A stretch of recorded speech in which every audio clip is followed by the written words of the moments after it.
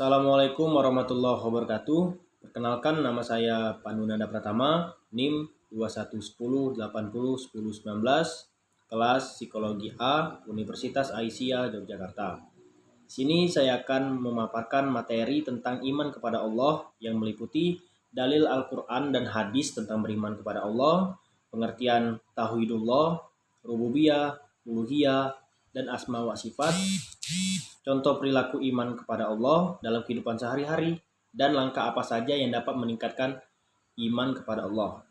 Berdasarkan sumber dari Wikipedia, iman secara bahasa berarti tasdik atau membenarkan, sedangkan secara istilah syar'i, iman adalah keyakinan dalam hati, perkataan di lisan, amalan dengan anggota badan, semakin bertambah dengan melakukan ketaatan, dan berkurang dengan maksiat.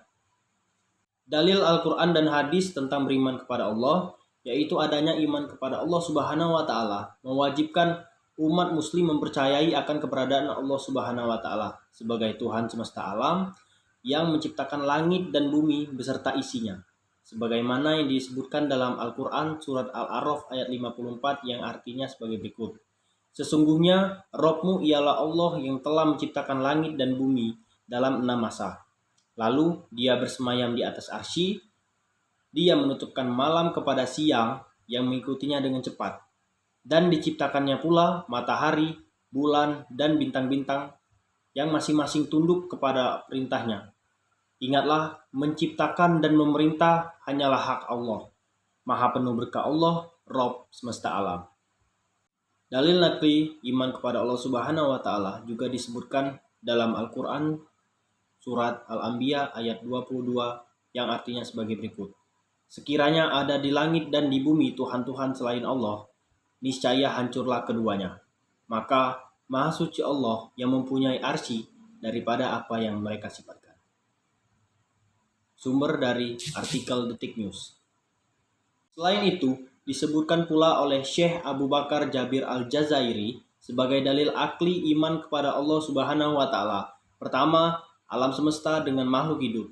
Karena tidak ada seorang pun di alam raya yang mengklaim telah menciptakan alam raya beserta isinya selain Allah Subhanahu wa Ta'ala. Kedua, firman-firman Allah Subhanahu wa Ta'ala dalam Al-Quran yang selalu dibaca, dihayati, serta dipahami maknanya. Ketiga, adanya sistem yang teratur dalam tata surya dan kehidupan di bumi, mulai dari proses penciptaan, pembentukan, pertumbuhan, dan perkembangan makhluk hidup yang tunduk kepada sunatullah, yang bersumber dari suara.com dan detik.com. Berikutnya yaitu pengertian tauhidullah. Pertama yaitu tauhid rububiyah adalah mengesahkan Allah dalam perbuatan Allah, yaitu Allah itu satu-satunya pencipta, pengatur jagat raya, yang maha merajai, dan pemberi rezeki. Kedua, yaitu tauhid uluhiyah. Tauhid uluhiyah adalah mengesahkan Allah dalam perbuatan hamba, yaitu kita selaku hamba hanya beribadah kepada Allah Subhanahu wa Ta'ala saja. Tidak boleh satu pun ibadah yang kita lakukan diserahkan kepada selain Allah. Contohnya yaitu ibadah seperti berdoa, tawaf, menyembelih kurban, bernazar, hanya boleh ditujukan kepada Allah Subhanahu wa Ta'ala saja semata. Ketiga yaitu tauhid asma wa sifat, adalah mengesahkan Allah dalam nama dan sifatnya. Kita menetapkan nama dan sifat bagi Allah sebagaimana yang Allah dan Rasul-Nya tetapkan.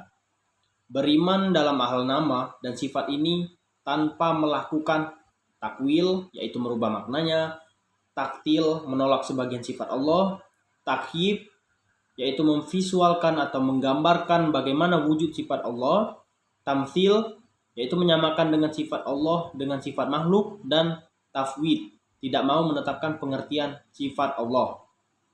Yang bersumber dari ruqoyah.com. Contoh perilaku iman kepada Allah Subhanahu wa Ta'ala dalam kehidupan sehari-hari, yaitu pertama, selalu menjaga sholat 5 waktu. Kedua, berkumpul dengan orang-orang yang soleh. Ketiga, menjauhi perbuatan maksiat. Keempat, memberikan rezeki kepada orang lain, bisa melalui sedekah.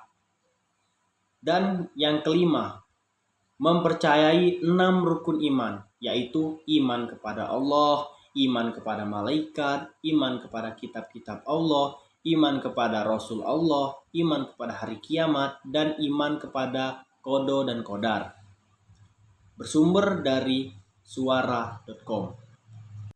Dilansir dari NU Online, menurut Imam Al-Haddad dalam kitab Risalatul Mu'awana, terdapat 3 cara untuk mempertebalkan iman kita kepada Allah Subhanahu wa Ta'ala.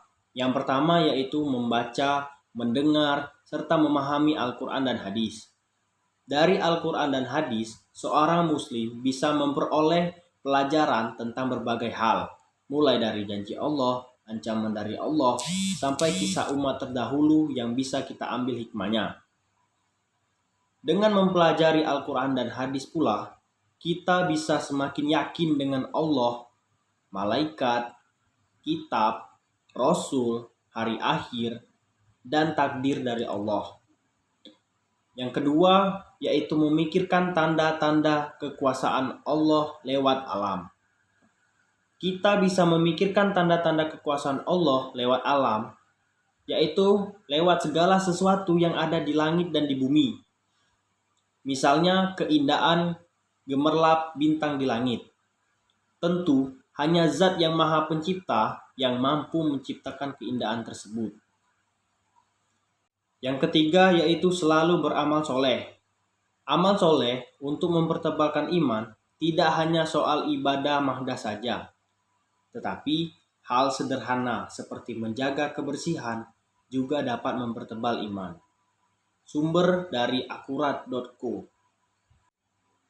Mungkin ini saja yang dapat saya paparkan materi tentang iman kepada Allah pada mata kuliah kemanusiaan dan keimanan.